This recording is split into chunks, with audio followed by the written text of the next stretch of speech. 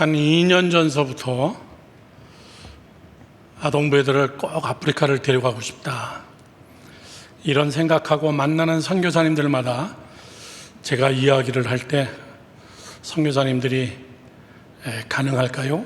이런 이야기를 여러 차례를 얘기했습니다. 2년 동안 제가 아프리카를, 이번에 가는 탄자니아는 이번에 들어가면 26번째 갑니다. 이미그레이션 하는 그 직원이 저를 알 정도예요. 너는 도대체 왜 이렇게 많이 오냐? 그것도 한 지역으로만 계속 들어가니까요. 그러면서 제 생각은 한 번도 안 되겠구나라고 한 적은 없습니다. 한 번 들어갈 때마다 우리 교회 애들 꼭 데려와야 되겠다.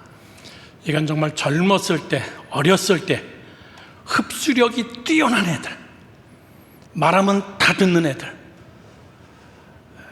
아직 자기 고집과 자기 생각이 아직 확 뿌리가 안 막힌 애들 가서 보여주고 교육하고 그러면 되겠다, 그 생각을 오래전부터 했는데 이제 내일 모레 주일 예배 드리고 월요일날 출발하는 날이 왔습니다.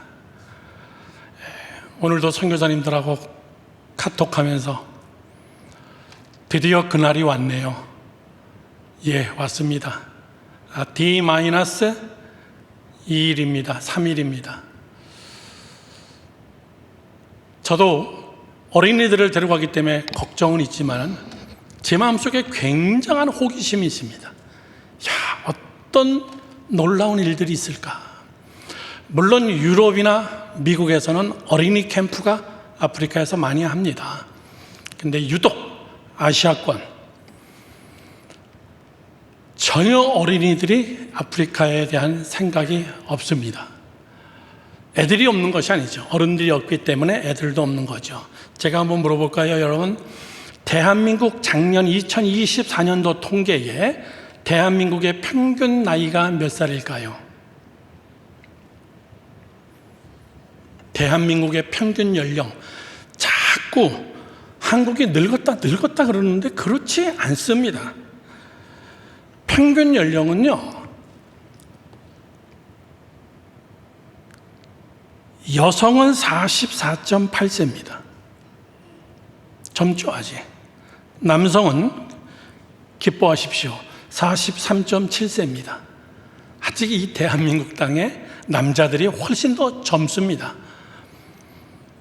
그런데 애를 낳지 않기 시작하면은 이것이 차츰차츰 올라가는 게 아니라 기하급수적으로 확 올라가 버립니다. 아직 여러분 43.7세면요 대한민국 아직 비전이 있습니다. 자, 그러면 다른 질문 해봅니다. 아프리카 대륙에, 아프리카 전체 통틀어서 검은 대륙 아프리카의 인구는 몇 명쯤 될까요? 그냥 제가 빨리 얘기할게요. 14억 9천만입니다. 14억 9천만. 그러면 그 대륙을 통틀어서 평균 연령이 몇 살일까요? 평균 연령, 놀라지 마십시오. 19.5세입니다. 14억 인구의 평균이 19세라는 거예요. 무슨 얘기죠? 애만 많이 낳았다는 얘기예요. 그런데 인류학자들은 그렇게 생각하지 않습니다. 미래의 마지막 희망은 아프리카구나. 아시아, 유럽, 오세아니아주, 북미주, 남미 다 늙어서 힘없을 때, 그때 14억 인구가 약 한 20에서 30억이 돼가면서 걔네들이 주름 잡는, 전 세계를 주름 잡는 그런 시대가 분명히 온다는 겁니다. 이번에 우리 어린이들 제가 교육시키면서 애들의 머릿속에 아프리카 가난하다, 못 산다 이것만 생각하는데 그렇지 않습니다. 여러분, 인터넷 다 터집니다. 그런데 그것을 잘 사용하지 못하는 거죠. 그래서 저희 애인도운동본부에서 TV를 많이 보내주는 거예요. 디지털 교육을 할 수 있게. 학교에서, 기독교 학교에서. 제가 왜 이 이야기를 얘기하냐라고 얘기할 때는, 여러분, 이번에 어린이들 딱 10명 갑니다. 저하고 저희 아들 부부 셋이서 인솔해서 가고 현지에서 6명의 선교사님들이 같이 함께 딱 달라붙어서 저희들을 교육시켜 줍니다. 저는 하나님 앞에 그렇게 기도해요. 그냥 감 잡고 기도하는 겁니다. 하나님, 얘네들이 지금 10대인데 얘네들이 30대가 되었을 때는 최소한 아프리카 땅에서 비즈니스를 크게 하는 애들이 3명 정도는 나오지 않을까. 나올까봐 겁나서 아멘 못하는 거죠. 이제 그 땅 먹기예요. 아프리카 땅 차지하기입니다. 그러니까 벌써 중국은요, 아프리카 땅에 들어가서 어마어마하게 길을 만들어줍니다. 자기들이 쓸 길이라는 거죠. 거기서 지하 자원들을 캐갑니다. 유럽에서 아프리카에 진출해서 굉장히 많은 사회 간접 자본들을 만들어줍니다. 그리고 뭘 갖고 가냐면 기름을 가지고 갑니다. 여러분, 석유가 아랍권이 1위라고 생각하는데 천만의 개입니다. 석유 매장량의 1위는 아프리카입니다. 다이아몬드의 매장량의 1위 아프리카입니다. 세계 최고의 곡물 창고, 넓은 땅, 이모작, 조금 더 부지런한 3번 농사질 수 있는 산모작, 아프리카 땅입니다. 저는 이번에 10명의 애들이 갔다 오고 나서는 쟤네들이 앞으로 20년 후에는 넉넉히 아프리카 땅을 보고선 왔던 쟤네들 속에 비즈니스맨들이 나오고 아프리카로 진출할 애들이 나올 거라고 저는 믿습니다. 그리고 거기 가서 사업하고, 거기 가서 정치하고, 그리고 거기 가서 목회하고, 거기 가서 선교하고. 그때 대한민국의 평균 연령은 아마 60세가 넘어갈 겁니다. 노인 나라라고 그때 다 이야기한 겁니다. 저는 이런저런 이야기들을 많이 듣고 보고 그러면서 이번에 캠프를 준비하면서 오늘 장 목사님이 저보고 설교하라 그러더라고요. 그래서 어린이들 헌신 예배를 드리려고 했는데 사실 지금 밑에서 여름 성경학교 진행 중입니다. 그래서 우리 어린이들이 아프리카 가서 무엇을 할 건가를 다 보여드리고 싶었는데 뭐 잘난 척은 아닙니다. 여러분들이 기도해 달라는 거죠. 여러분들의 자녀들이니까. 오늘 성경학교가 더 중요하고 또 우리 교회의 교회학교 행사기 때문에 거기에 전념하라 그랬습니다. 이따 다 끝난 다음에 올라와서 특송만 하고 장 목사님 기도만 받으라 그랬어요. 여러분들, 오늘 설교의 제목이 내 자녀를 하나님의 손에. 시작. 다시 한번 더 크게. 시작. 내 자녀를 하나님의 손에. 여러분, 하나님의 손에 위탁 못해요. 불안해서. 내가 붙잡고 있어야 돼요. 내가 가르쳐야 되고, 내가 길러야 되고, 내 방식대로 해야 되고, 내가 알고 있는 경험 가지고 내 자녀를 가르치려고 합니다. 그러다 보니까 어떤 결과가 오냐면 결국 여러분 쫄장부가 되는 거예요. 하나님의 손에 위탁한다. 제가 여러분 사자성어 하나를 올릴까요? 인사만사. 잘 아는 말씀이죠. 무슨 말이죠? 사람 일이 곧 모든 일이다, 그 얘기입니다. 사람이 곧 일이다, 그 얘기예요. 이 말을 다른 말로 뒤집어서 이야기하면은 사람이 해답이고 사람이 문제다, 그 얘기예요. 문제를 일으키는 것은 다 사람이고 그 어려운 죄악된 세상, 말도 안 되는 세상 속에서 그거를 또 답을 제시하는 자도 또 사람이다, 그 얘기예요. 인사만사. 사람이 문제죠. 그러면서 우리는 뭘 알릴 수 있습니까? 어떤 하나의 일자가 나타나기를 바라고 있어요. 어떤 하나의 해답이 나타나기를 바라고 있습니다. 여러분, 저를 보시죠. 정말 사람이 해답일까요? 라고 이야기하면은 인생 50, 60 되신 분들은 압니다. 인간은 해답이 안 돼요. 죄송한 얘기입니다. 강단에서 그놈이 그놈이에요. 결국은요, 그놈이 그놈이에요. 막 계속 그냥 정치도 그렇고 사람은 해답이 안 됩니다. 그러면 오늘 설교의 결론이 뭐냐면요, 하나님의 사람이 해답이에요. 믿으시면 아멘. 다른 말로 얘기합니다. 예수가 해답입니다. 아멘 하십시오. 믿으십니까? 예수가 해답이에요. 그러면 예수가 해답이면 사람이 어떻게 해답이 될 수 있냐라고 이야기할 때는 내 안에 예수 그리스도의 영이 들어와서 내가 예수가 되는 겁니다. 이거 여러분 잘못하면 그냥 저는 완전히 그냥 이단이 되는 거예요. 그냥 내 안에 예수가 들어오면요, 예수가 나타나는 거예요. 예수가 나타나는 거. 이걸 우리는 예수의 향기라고 얘기합니다. 저 안에 그리스도가 있구나. 저의 말 속에 하나님의 말씀이 있구나. 저의 생각 속에 하나님의 말씀, 하나님의 비전이 있구나. 저가 하는 행동 속에 하나님의 뜻이 있구나. 하나님이 저 사람을 통해서 일을 하는 거로구나. 우리는 발광체, 그냥 빛만 발하는 발광체예요. 진짜 빛은 예수다, 그 얘기예요. 진짜 빛은 예수고, 그분이 내 안에 들어오니까는 내 안에서 막 발광이 되는 거예요. 빛이 막 비쳐나가는 겁니다. 내 언어 속에서 예수가 비춰지고, 내 행동 속에서 예수가 비춰지고. 아멘이시죠?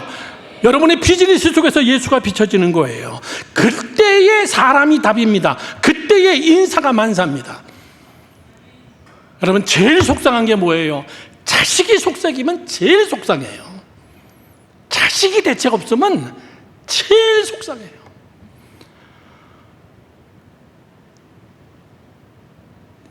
이번 주에 저희 손녀가 너무 열이 나가지고 38도, 39도, 막 40도로 올라간다 그랬는데 어떻게 하지를 못하겠더래요.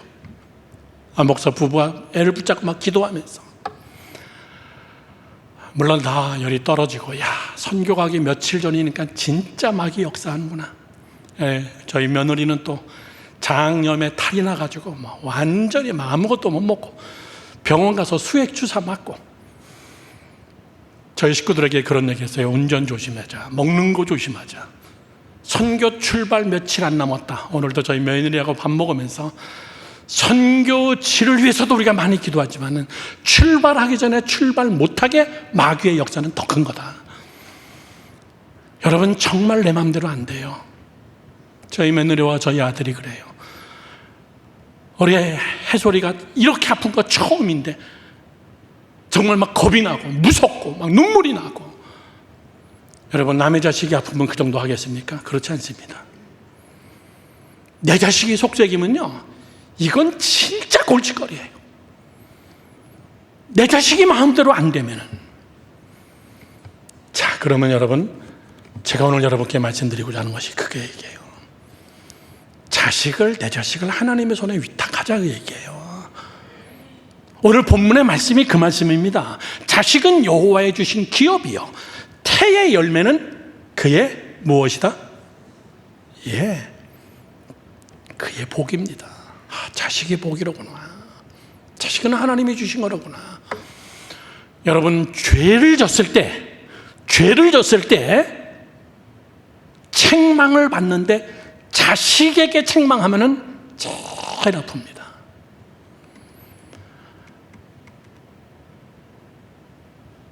차라리 당사자 부모가 매 맞으면 괜찮은데 뻔히 아는 그 제일 사랑하는 그 자식을 채찍질합니다. 그때는 소스라치게 놀라는 겁니다. 근데 그걸 모르는 사람도 있기는 있어요.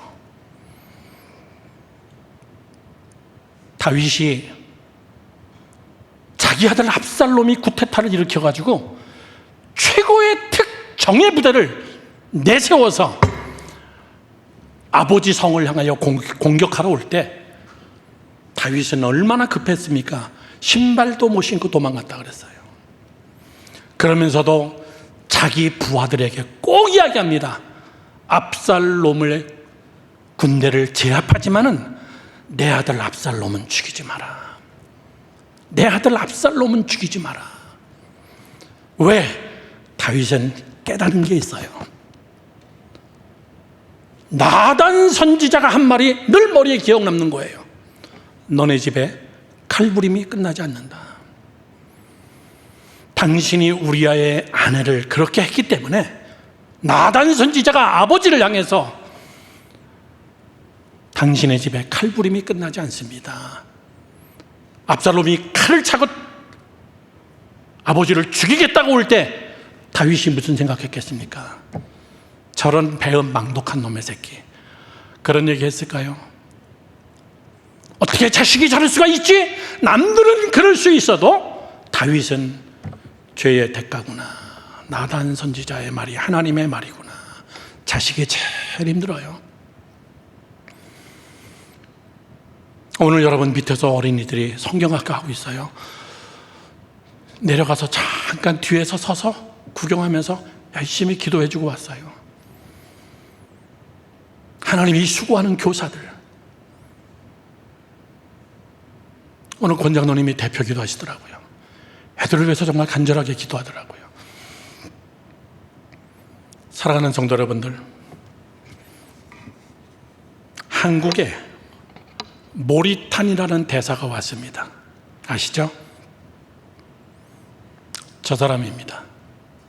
어저께 오후 4시 반에 저희 동네에 있는 은평교회에서 강사로 예배 설교자로 나섰고, 그 다음에 특강 강사로 자그마치 3시간 38분 동안 유튜브에, 나중에 꼭 들어보십시오.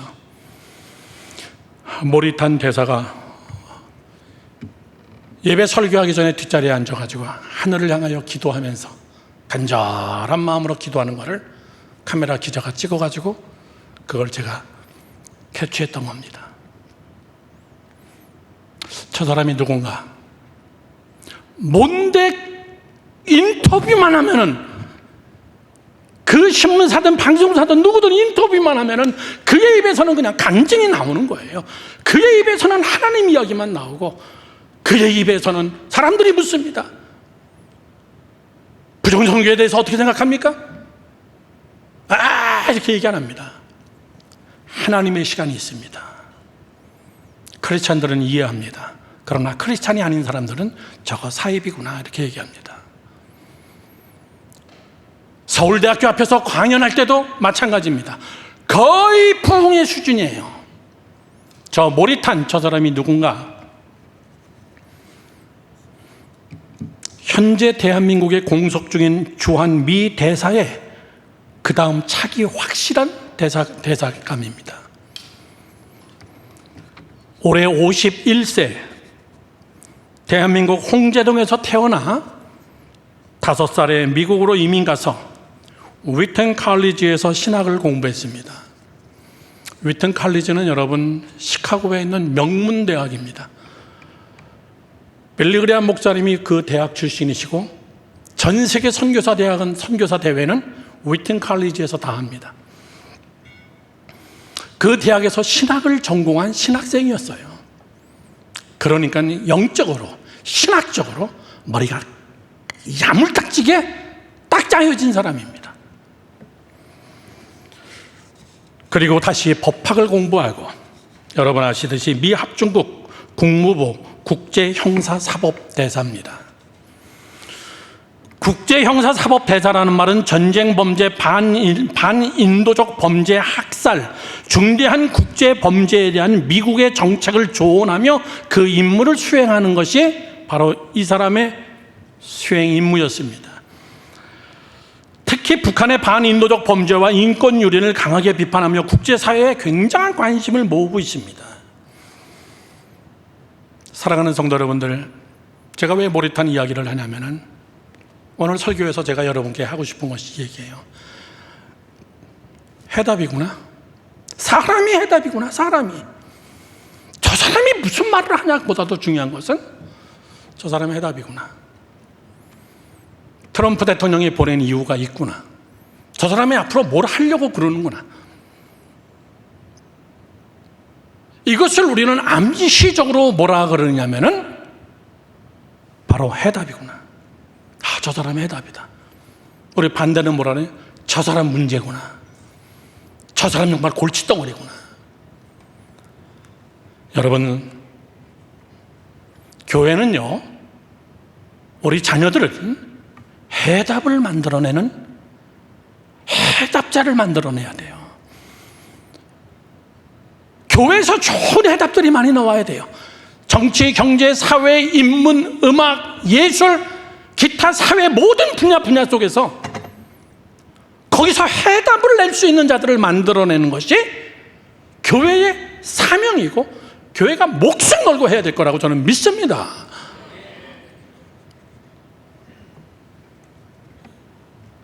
바울 같은 자 보십시오.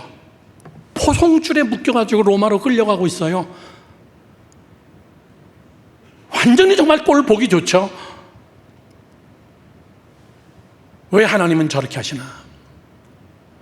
그런데 배를 타고서 로마를 향해서 가는데 광풍이 일어가지고 배가 난파선이 되면서 그때 바울이 해답자로 나섭니다.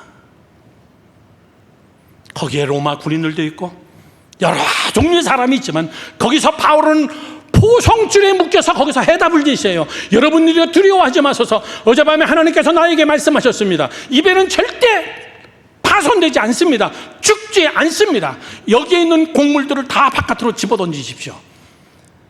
선장이고 뭐고 다 필요 없어요.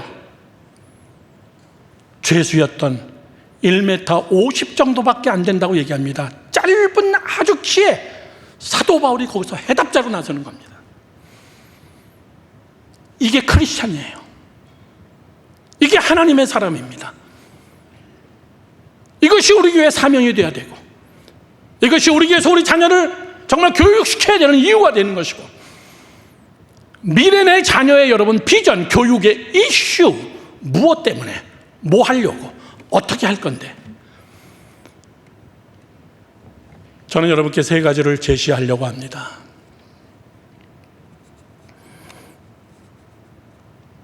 세 살 버릇 여든 간다는 얘기가 있는데 여러분 세 가지를 명심합시다. 첫째, 부모님들에게 설교하는 겁니다. 시대의 흐름을 타세요. 시대의 흐름을 타라. 저를 보시죠. 장 목사님은 기억하실 겁니다. 저도 당연히 연도수는 기억나지 않지만 저는 뉴욕에서 목회하고 있을 때 장 목사님이 부흥에 오셨는데 하와이 집회를 같이 했습니다. 하와이 연합감리교회에서 장 목사님이 저녁 집회, 새벽 기도 인도하시고 저는 낮에 찬양 사역자 전체 세미나를 인도했습니다. 같은 호텔에 묵으면서 한국에서 강사님이 오시고 뉴욕에서 강사님이 왔다 해서 와이키키 비치 앞에 굉장히 높은 빌딩에 굉장히 꼭대기층의 호텔을 저희에게 줬습니다. 거기 들어가서 발 한번 못 담궈 봤어요. 얼마나 스케줄을 빡빡하게 짜놓고 굴리는지. 그런데 저녁에 이렇게 보니까요 다 파도타기 합니다. 파도타기.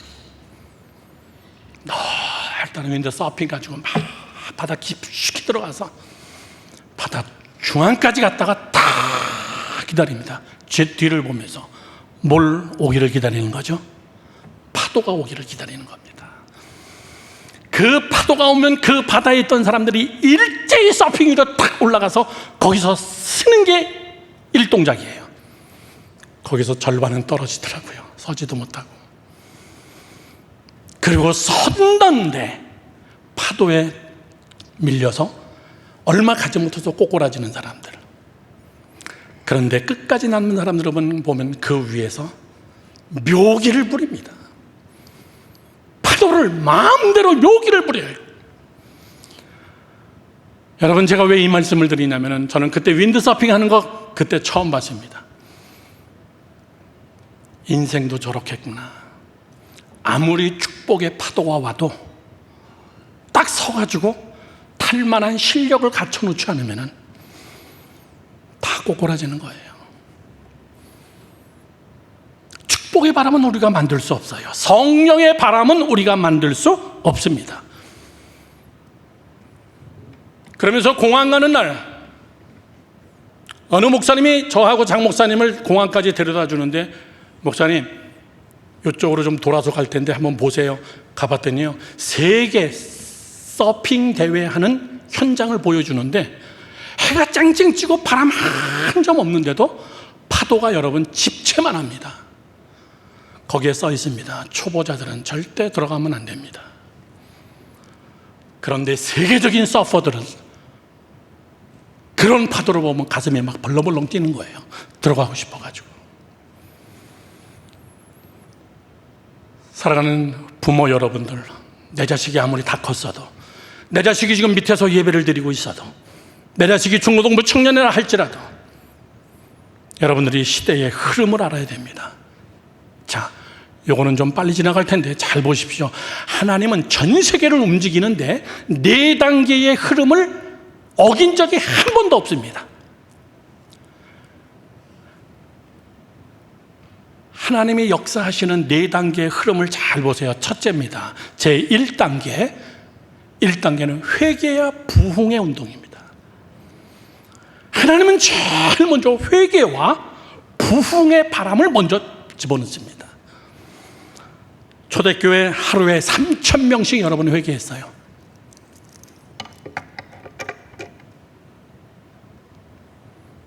엄청난 여러분 회개의 운동입니다. 엄청난 부흥의 운동입니다. 대한민국 여러분 평양에서 부흥의 운동이 일어나기 시작할 때 어마어마하게 부흥의 운동이 일어났습니다. 저는 그 당시 때 사람은 아니지만 6.25 이후의 세대지만은 대한민국에 정말 부흥의 바람이 불 때는요, 부흥회 한 번 하면 일주일씩이었어요. 옆에 교회에서 부흥회 하면 다 그 교회 갔습니다. 저쪽 교회에서 부흥회 하면 다 그 교회 갔어요. 그때 뭐 광고지가 있었습니까? 포스터가 있었습니까? 카톡이 있었습니까? 구전으로 듣고선 다 모여듭니다. 여름에 산상 집회, 여러분 그냥 천먹대기 하나 쳐놓고 해요. 밥도 안 줍니다. 자기가 알아서 해먹는 거예요. 내가 옆에서 그냥. 저도 우리 어머님이 산상 집회 갔을 때 저하고 우리 누님을 텐트에다 놔두고 눈과 사탕 하나 물려놓고선 예배 끝날 때까지 집회 드리는 그 기억이 지금도 납니다. 그런 부흥의 운동. 그리고 두 번째 운동은 바로 말씀의 운동입니다. 부흥의 운동이 크게 일어나고 나면 하나님은 말씀의 운동을 집어넣기 시작합니다. 초대교회가 엄청난 부흥으로 전 세계로 핍박 가운데 막 흩어지면서도 그들에게는 성경이 없었어요. 성경이 헬라어로 번역됐습니다. 그리스어로 번역됐습니다. 독일어로 번역됐습니다. 영어로 번역됐습니다. 성경책이 만들어지는 그 순간 구텐베르크에 의한 여러분 아시죠? 인쇄술이 발명됐습니다. 성경책을 막 찍어내기 시작했습니다. 하나님 앞으로 말씀 속으로 사람들이 들어오기 시작했습니다. 대한민국도 여러분 그 부흥의 운동이 일어나고 나서 그 다음에 나타난 것이 대한민국의 엄청난 성경 공부 운동이에요. 그게 바로 10스텝, 10단계 성경 공부, CCC, 제자훈련, 1:1 성경 공부, 엄청나게 많은 성경 공부 운동이 대한민국 땅에 일어났습니다. 우연일까요? 아닙니다. 시대의 흐름입니다. 하나님이 하시는 일입니다. 그리고 제3단계가 되면 잘 들으십시오. 말씀의 운동이 왕성하게 일어나고 난 다음엔 하나님의 문화 운동이 일어납니다. 하나님의 문화. 시작. 하나님의 문화. 이것이 전 세계적으로 어떻게 불기 시작했냐면은 우리 권사님들, 집사님들, 저와 같이 이태리 성지순례 갔다가 제 친구 목사를 만났던 피렌체. 어마어마하죠? 바티칸도 갔다 왔었죠? 로마 교황청 갔다 왔었죠? 어마어마하죠? 막. 작품들을 보면 어마어마합니다. 조각품을 보면 막 어마어마합니다. 막. 그 당시에 음악가들 어마어마하죠. 뭐 세계적인 음악가죠. 그게 하나님이 불어넣은 르네상스. 그 르네상스의 핵심은 하나님이었어요. 기독교였습니다. 르네상스는 음악, 미술, 조각, 건축, 교육, 신학, 의학 모든 면에서 마지막 네 번째 단계가 하나님이 하시는 네 번째 단계는 선교입니다. 여러분 대한민국의 문화의 바람이 불기 시작한 지 얼마 안 됩니다. 그걸 뭐라 그러죠? K문화라고 얘기합니다. 왜 하나님은 우리에게 이렇게 K문화를 엄청나게 줬을까? 이번에 아프리카에서 엄청나게 선교사님이 저에게 좀 프레셔를 주는 것 중에 하나가 뭐냐면, 우리 동네 학교 애들은 처음으로 외국인들을 만납니다. 처음으로 한국 애들을 만납니다. 더군다나 어린이들을 만납니다. 우리 어린애들에게 한참 교육시켰어요. 얘들아, 애들이 막 반가워가지고 막 뛰어오면 더럽다고 그렇게 피하고 이러면 안 된다. 그냥 딱 안아라. 그렇게 하고 두 번째, 걔네들은 너희들의 머리, 이 긴 머리들이 굉장히 관심이 많다, 호기심이 많고 계속 머리카락을 만질 거다. 그러면 막 이러지 마. 그냥 왜 만져? 그러지 마. 너도 걔네들 머리 만져봐.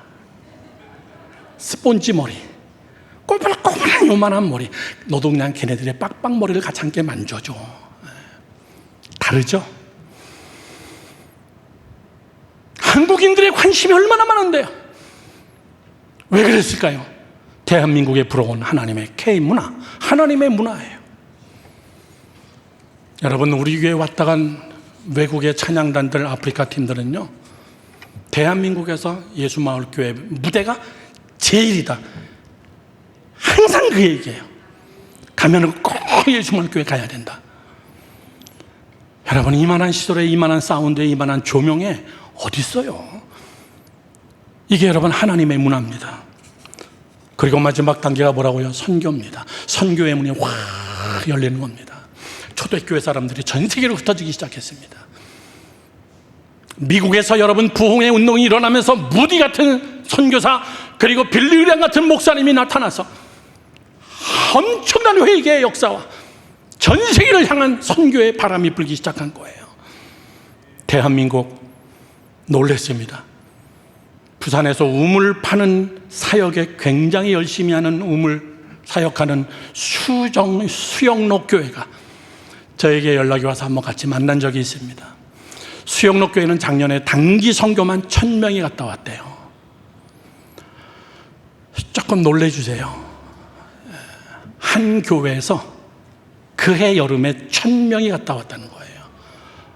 늦게 그러는 건 좀 그래요. 올해는 1,400-500개 명 정도가 한 40개 나라를 간다 그러더라고요. 1년 전에 각 나라 신청을 다 받고 교육을 시키고. 여러분, 돈이 있기 때문에 선교하는 게 아니라 선교를 하면 돈이 있어요. 부흥하는 교회가 선교하는 게 아니라 선교하면 부흥합니다. 왜? 하나님의 흐름이기 때문에. 내 자녀를 거기다 헌신시키고 내 자녀의 모든 삶의 비전을, 전공은 무엇이든지 괜찮은데 이 하나님의 흐름 속에다가 집어넣으면 하나님은 반드시 여러분 회복시키고 하나님이 쓰신다는 사실을 믿으시기 바랍니다. 두 번째면서 굉장히 중요한 사실입니다. 우리 부모님들이 꼭 알아야 할 둘째, 시작. 실력을 갖추자. 내 자녀가 실력을 갖추기를 원하지 마시고 부모들이 실력을 갖춰야 돼요. 나는 뭐 공부 다 끝났는데 학벌을 이야기하는 게 아닙니다. 부모가 잘 되는 것밖에 없습니다. 잠언 22장 6절에 이렇게 써 있습니다. 다 같이 시작. 마땅히 행할 길을 아이에게 가르치라. 그리하면 늙어도 그것을 떠나지 아니하리라. 다시 한번 시작. 마땅히 행할 길을 아이에게 가르치라. 그리하면 늙어도 그것을 떠나지 아니하리라. 그러면 행할 길을 아이에게 가르치라, 이 말이 뭐죠? 부모가 먼저 그거에 대해서 확신과 자세와 강인함이 그 안에 있어야 된다, 그 얘기예요. 그거 없는데 어떻게 가르칩니까?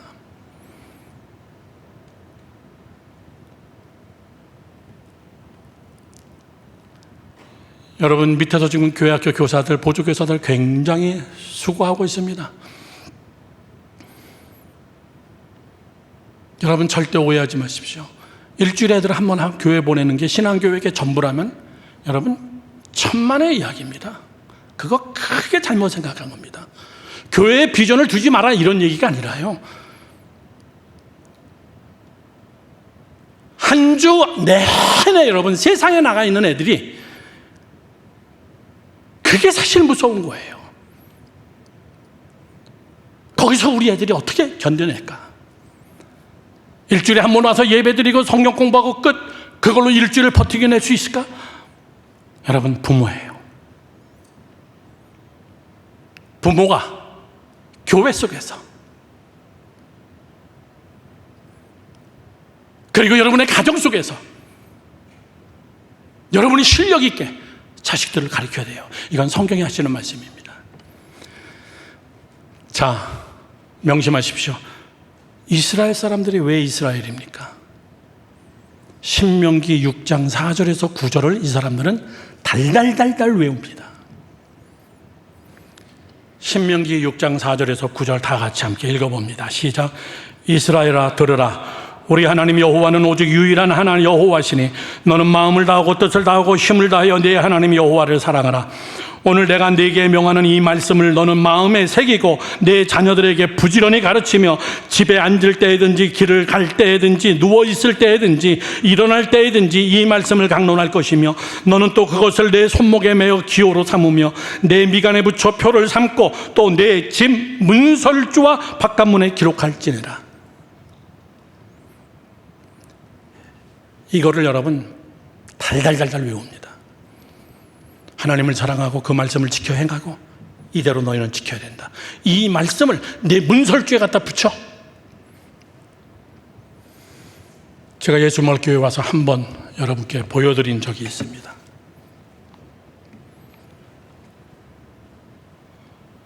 신명기 6장 4절에서 9절 말씀을 요런 통 속에다가, 요런 파피루스 종이에다가, 파피루스 알죠? 성경을 기록했던 영원히 변하지 않는 종이, 이 파피루스에다가 좀 비춰줄 수 있을까요? 예. 요렇게 히브리어로 적습니다. 요 히브리어로 적은 거를 똘똘똘똘똘 말아가지고 요 안에다가 딱 집어넣어가지고 저렇게 화면에 보이는 것처럼 자기가 원하는 모양대로 해서 자기네 대문 문설주 오른쪽에다가 딱 붙이는 거예요. 그러면 지나가다가 저를 매주지라고 하면, 매주자, 저 매주자가 붙어 있으면 유대인 집이구나, 뭐 영락 없습니다. 왜 이 말씀을 문설주에다 붙였을까요? 문설주 그러면 여러분 생각나는 거 있죠? 그렇죠. 유월절날 어린 양 예수의 보혈의 피를, 어린 양의 피를 내 문설주에 발라라. 그러면 하나님의 심판이 그 집은 건너뛸 거다. 그걸 창립해, 우리로 얘기하면 8월 15일 날이 유월절이에요. 이거를 대문에다가 탁 붙여놓는 거예요. 들어갈 때마다 나올 때마다 이거 보면서 내 하나님 여호와를 사랑하고 하나님을 공경하고 그 말씀대로 지킬지어다.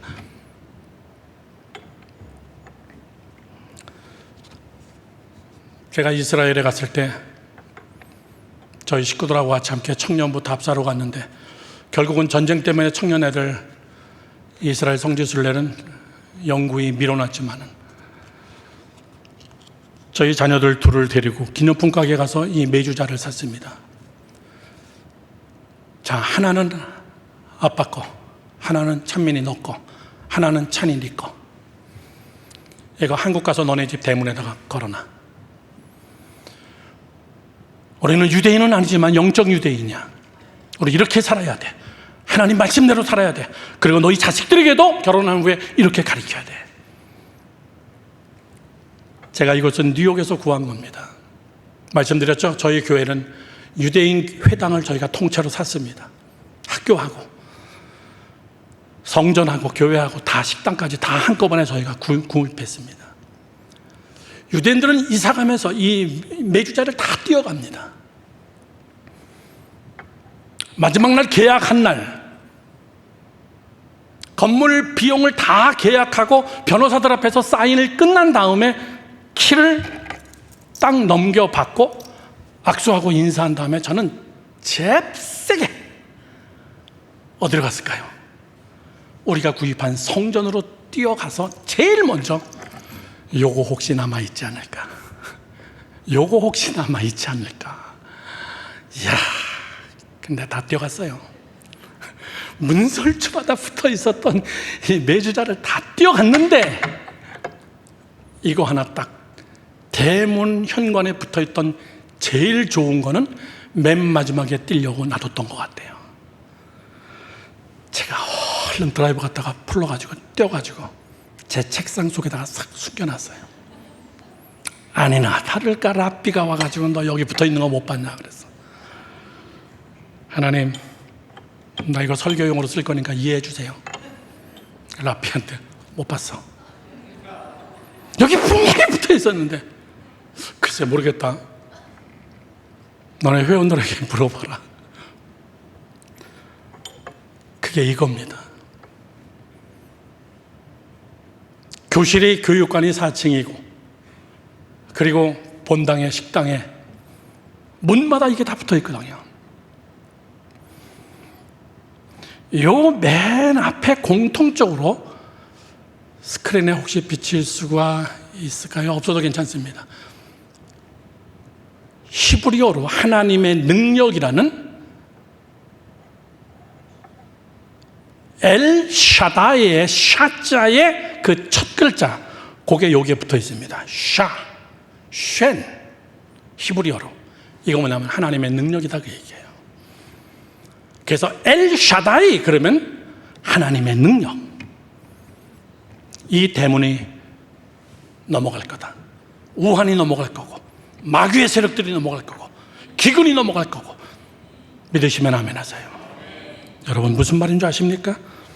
이스라엘 사람들은 굉장히 디테일합니다. 대충대충 아니에요. 그냥 주일날 교회만 가? 이 정도가 아니에요. 매일 매 순간순간마다 디테일하고 그다음에 굉장히 강력합니다. 아주 스트롱합니다. 밥을 안 줍니다. 식탁 앞에서 그것을 확인하니까. 세 번째, 이들은 영원합니다. 꾸준합니다.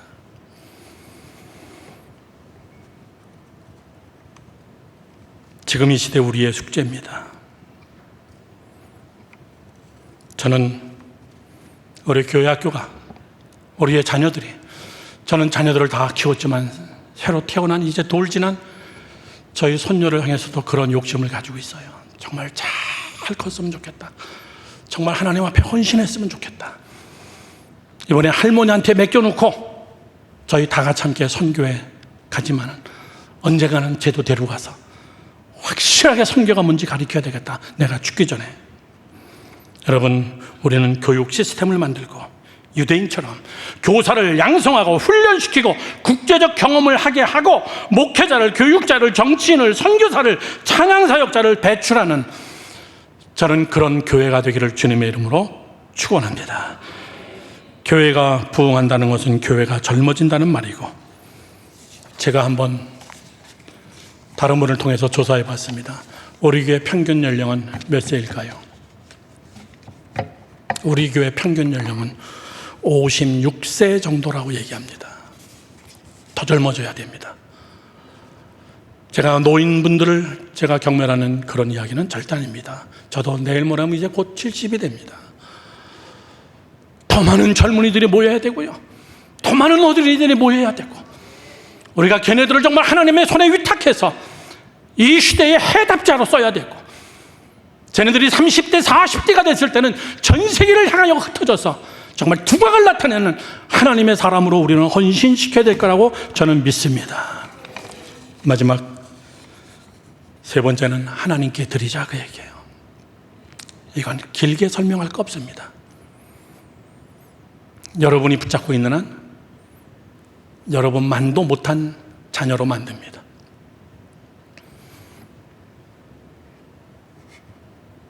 이 이야기를 하고 마치려고 합니다. 우리가 변화가 잘 안 되는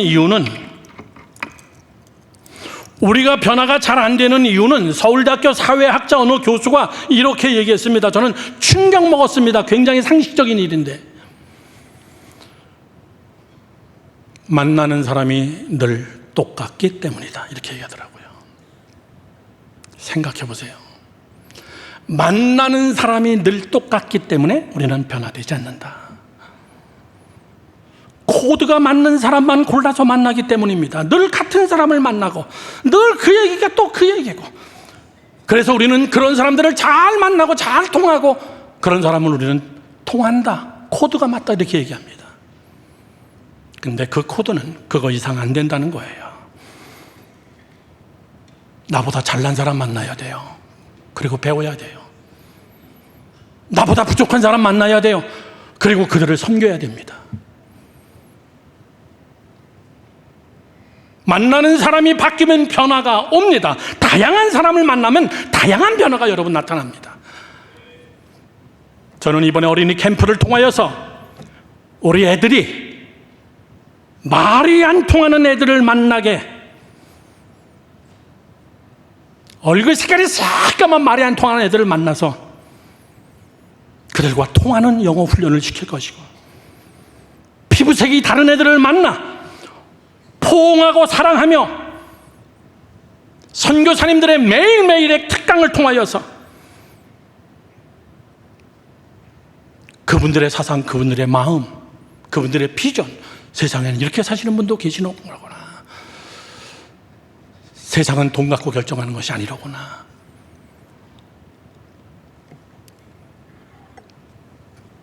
비행기 편도 18시간 이상씩 타면서 저는 우리 애들이 깨달았으면 좋겠어요. 지구는 정말 크구나. 얘들아, 18시간 돌아봐야 지구 덩어리의 3분의 1밖에 못 돈 거다.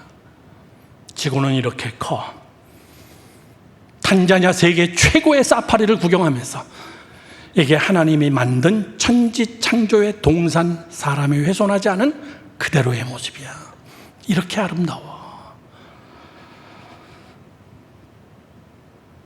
가난한 애들을 보면서 긍휼의 마음과 돕고 싶은 마음을 들게 하고, 선교사님들이 멋져 보이고 존경스러워 보이고 나도 한번 해보고 싶다라는 생각을 조금이라도 가지고 오게 한다면 저는 행복할 거예요. 정말 행복할 겁니다. 내년도는 중고등부 애들 하기로 했어요. 진짜 빡센 선교가 뭔지 젊은이들이 한번 우리의 공연팀도 만들고, 그리고 한인교회 가서도 우리가 특성도 하고, 나일강을 넘어 남수단의 난민촌에 들어가서 유엔군과 같이 함께 유엔군들이 우리를 좀 엄호해주고, 거기서 텐트를 치고 걔네들하고 같이 함께 생활해보면서 세상에서 제일 가난한 동물만도 못한 사람의 삶이 무엇인지, 저는 거기서 아무 프로그램 안 하려고 그래요. 2박 3일 내내 불 때 가지고 밥 해가지고 애들 밥만 먹이려고 그래요. 너희들 먹고 싶은 대로 먹어봐라. 사랑하는 성도 여러분들, 우리의 자녀들을 하나님 앞에 헌신시킵시다. 하나님의 손에 위탁합시다. 여러분이 붙잡고 계시지 마세요. 하나님이 우리의 마음을 헤아리시고 하나님이 우리와 동행하시고, 이번에 가는 거는 여러분 10명이지만은 저는 지속적으로 이 프로그램을 통하여서 우리 교회가 정말 기가 막힌 해답을 만들어내는 저 교회를 보니까 인사가 만사다, 이런 축복이 여러분에게 있기를 주님 이름으로 축원합니다. 기도하겠습니다.